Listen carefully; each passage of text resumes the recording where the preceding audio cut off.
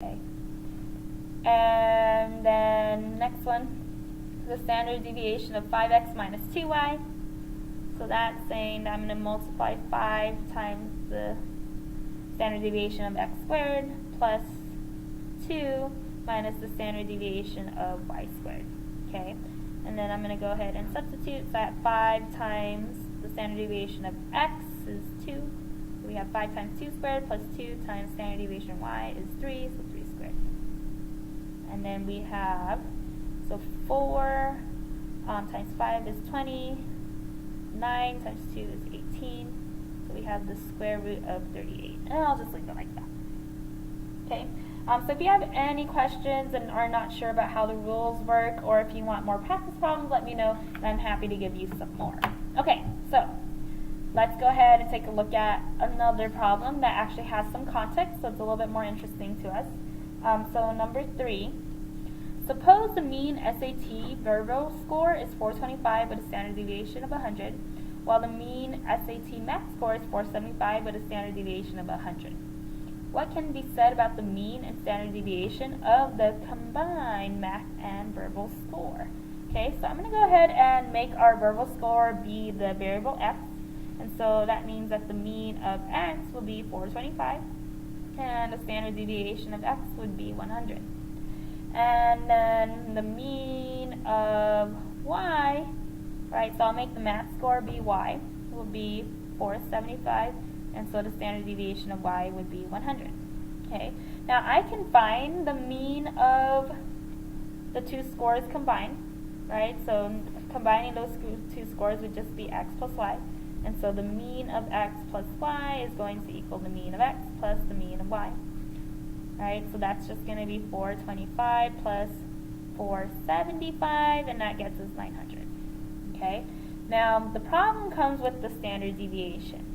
Okay, for you to be able to calculate the standard deviation, what needs to matter is that x and y need to be independent.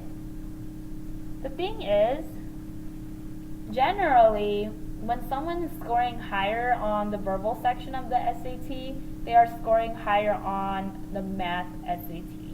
And so at that point, those are not independent. Okay, and so what can be said about the standard deviation? We can't really say anything. Right, we're not sure if we can really say anything. We can't really say anything because x and y are not independent.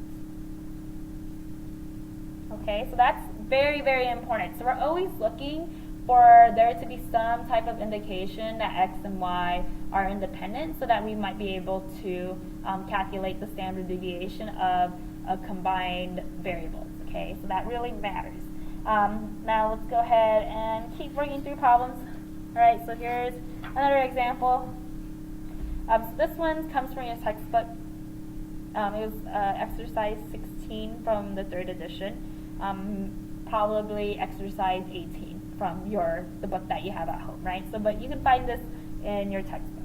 Okay, so if you're reading this, a commuter must pass through 5 traffic lights on her way to work and will have to stop at each one that is red. She estimates the probability model for the number of lights red, or the number of red lights she hits as shown below. Okay, so very nicely they gave us a probability distribution table. A is asking how many red lights would she expect to hit each day. And so at that point, I'm looking for the expected value, which is the mean of our variable x, which is the number of red lights that you are going to be hitting. And that, so if I'm going to do that by hand, right, so I'm going to multiply each value by its probability, so 0 times 0.05 plus 1 times, let me just fix that,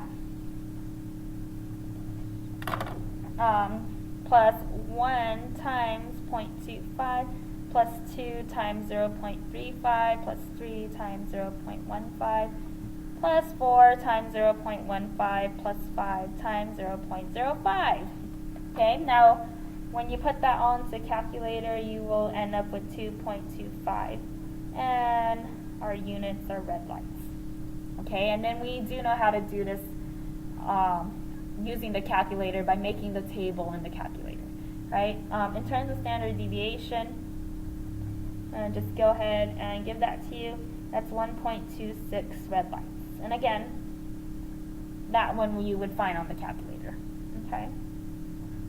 So this one is relevant to what we just had here, okay? So we want to find the mean and standard deviation of the number of red lights the commuter in exercise 16 should expect to hit on her way to work during a 5-day work week. So the problem has changed. So I want to know what the mean would be for Monday, Tuesday, Thursday, Friday, and Saturday, okay?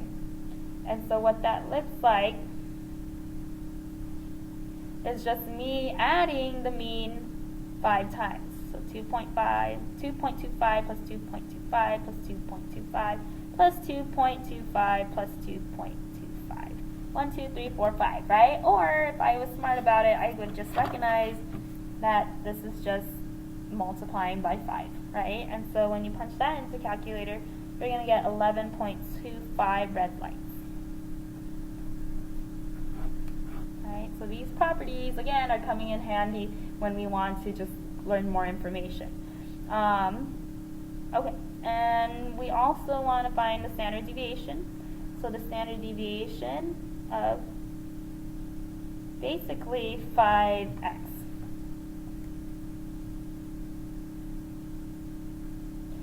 Actually, no, that's not going to work here. Okay, because this would have worked if I multiplied by 5, but this is me still trying to add these variables with each other, and so that actually matters. So x sub 1 plus x sub 2 plus x sub 3 plus x sub 4 plus x sub 5. So that should have been a 5 up there. Okay, and so what that looks like,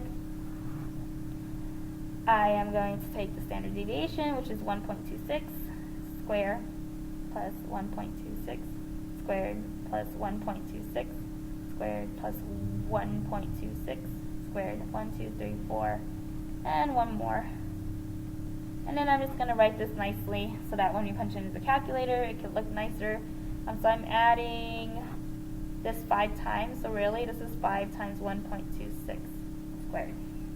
Okay, now let me just go ahead and put it in the calculator. So 1.26 squared times 5, and then take the square roots, and we get 2.82 red lights.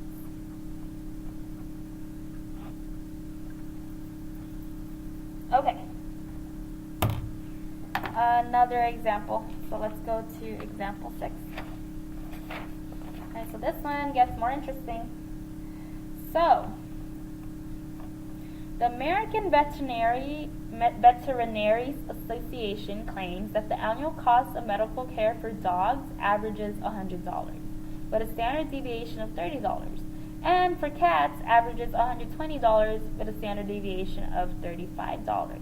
So we do have 2 variables here, right? So the cost for dogs and the cost for cats. What is the expected difference in the cost of medical care for dogs and cats? And so I do have 2 variables, right? So let me just go ahead and write that down. So the mean of D, right? So let me define. So D for dogs. So let D equal cost for dogs. So the mean for D is $100, and the standard deviation for D is going to be $30. Okay, and then let me define C. Let C equal cost for cats. And so the mean for C, they told us, was $120, and then the standard deviation for C is going to be $35. Right? So that's just the given information. I'm just putting it in friendly form for us so that I could actually work with it. Now, if I look at part A, it's asking me what is the expected difference in the cost of medical care for dogs and cats. So I already have the mean, right? Because remember, when you have the mean, that is the expected value. So this is the expected value for dogs, and this is the expected value for cats. And so it's asking us what the expected difference in the cost of medical care for dogs and cats, right? So that's going to be the mean of dogs minus cats. So I'm just going to write it in that way. All right, so I could have easily also done cats minus dogs, right? So it doesn't matter. So I'm putting dogs first. And so here, that's going to be $100, right? So the mean of D minus the mean of cats, which is $120. And so we're at negative 20. B, what is the standard deviation of that difference? Okay, so the standard deviation of D minus C. Let me write that using the notation so we know what we're doing. So we have the standard deviation of dog squared plus the standard deviation of cat squared. Add those together and then we take the square root. And so what that looks like, 30 squared plus 35 squared. And now we have the square root. Add those together, find the square root, $46.10. Okay. C. If the cost can be described by normal models, what's the probability that medical expenses are higher for someone's dog than for her cat? Okay, so this one is kind of having us think back to information that we know about the normal model, right? So right now, I have the mean difference and the mean standard deviation. This is asking us what the probability is for someone's dog to be more expensive than the cat, all right? And so let's go ahead and think about what that normal model looks like. And so the normal model, right, would have a mean of negative 20, because that's the difference, and then 46 and 10.10, that's our standard deviation. Okay, so we're picturing what that normal model looks like. What this is saying is that I want to know the probability that the cost for the dog is going to be higher than the cat. Alright, this whole normal model is based off that difference, so I'm going to rewrite this. I'm going to write this as the probability that D minus C is greater than 0. Right? And that makes sense. If the dog's expenses were more than the cat's, if I were to subtract it, you should have a positive number. Right? So that's going to be greater than 0. And then that's actually going to be a lot friendlier for us to use.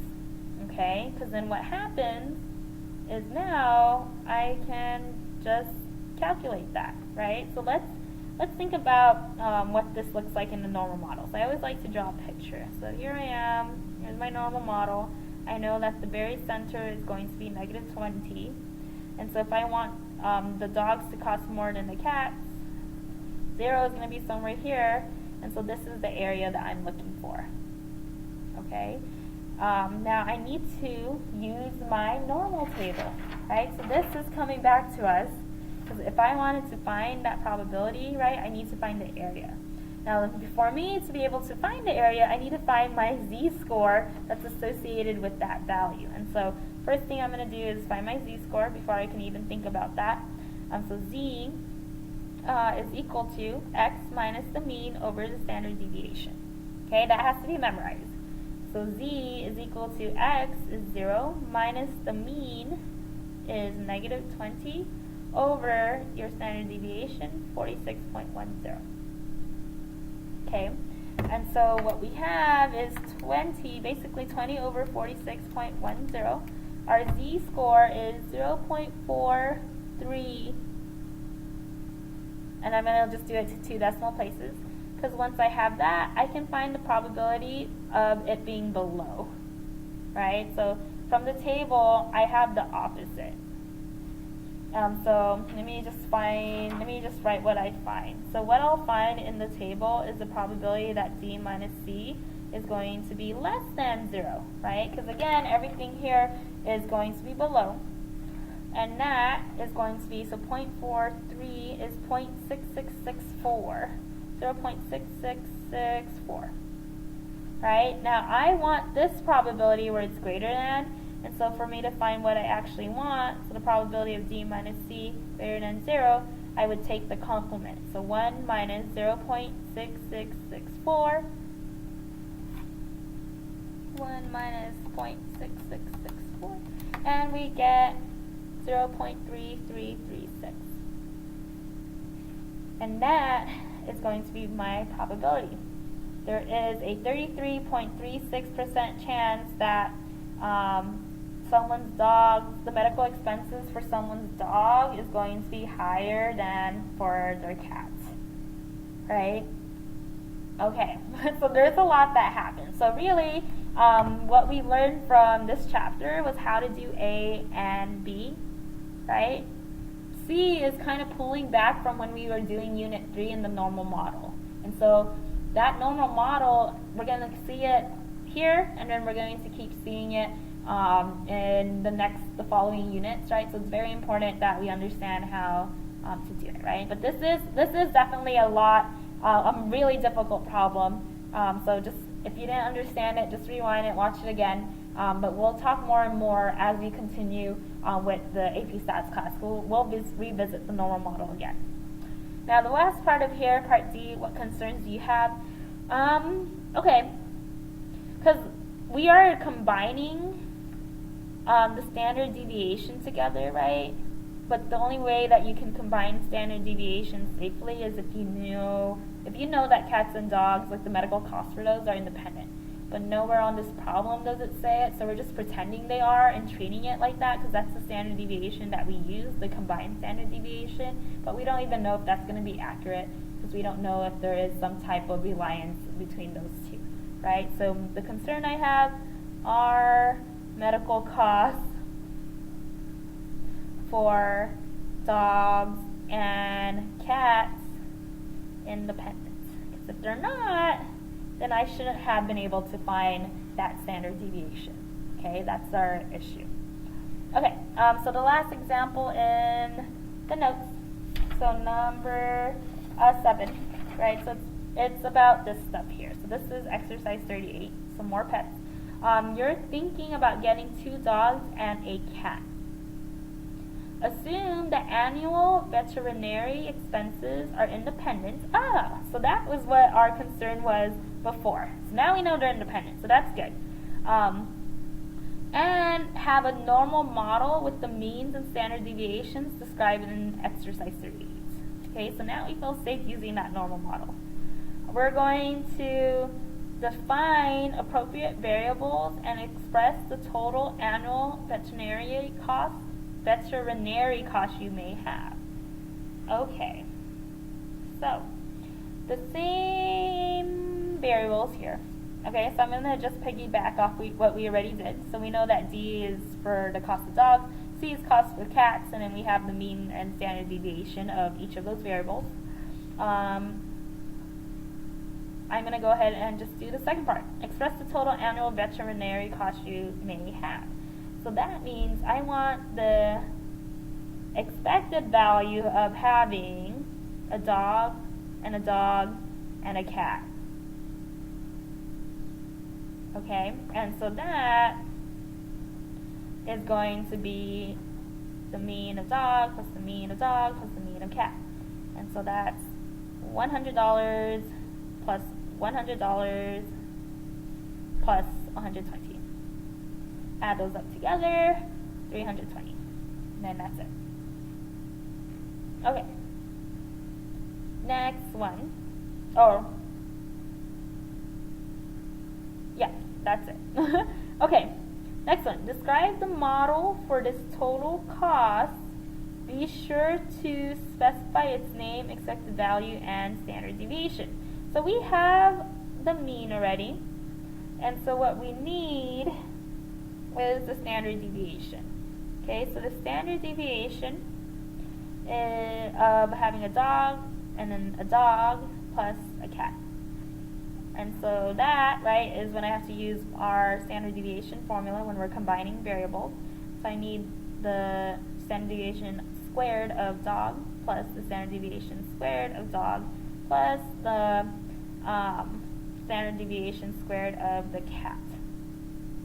right? And then I'm going to go ahead and put that in here. So we have 30 squared plus 30 squared plus 35 squared.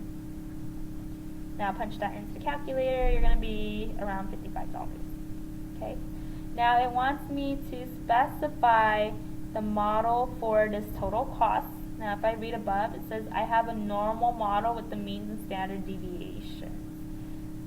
Okay, so that means that the model I'm looking at, when I have a dog, and cat, I am expecting to spend $320, and the standard deviation of that is going to be $55. And so that's the model it wants me to specify. Part C. What is the probability that your total expenses will exceed $400?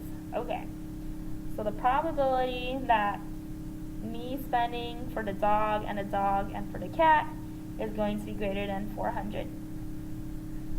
So that's going to be 1 minus the probability of the dog plus the cat being less than 400. Okay, I'm just changing that because I know that I'm going to use my normal model for it. Alright, so let us draw a little picture. The mean is that I'm thinking of spending 320, and then I would be able to make the rest of it. 400 would be somewhere over here. More than 400 means I am looking at that area. Okay, so I'm looking at area above. And so for me to be able to find that area, I need to use my z-table. To be able to use my z-table, I need to find a z-score. And so once again, let me just do that onto the side. Z-score is equal to x minus the mean over the standard deviation. And so we have z is equal to my x, which is 400, minus the mean, which is 320, over the standard deviation, which is 55. Then we punch that into the calculator, so 400 minus 320 divided by 55, and we have a z-score of 1.45. Okay? Now, to find the area below, I just need to look at 1.45, so here's 1.4, and then 5 is right here, so I have 0.9265. 0.9265. Right? That would be the area that's below. If I want the area above, I got to take the complement. So 1 minus 0.9265, and we get 0.0735. So the probability that my total expenses will exceed $400 is going to be 7.35%. And then I am done. Right? So this needs to be completed by Thursday, as I said. What I would like you to do, right, so on the very last page of that packet that we've been working through, let me just find a copy of it. We have this section called mean and standard deviation of a random variable. Right, so I would like you to try to go through as much as possible.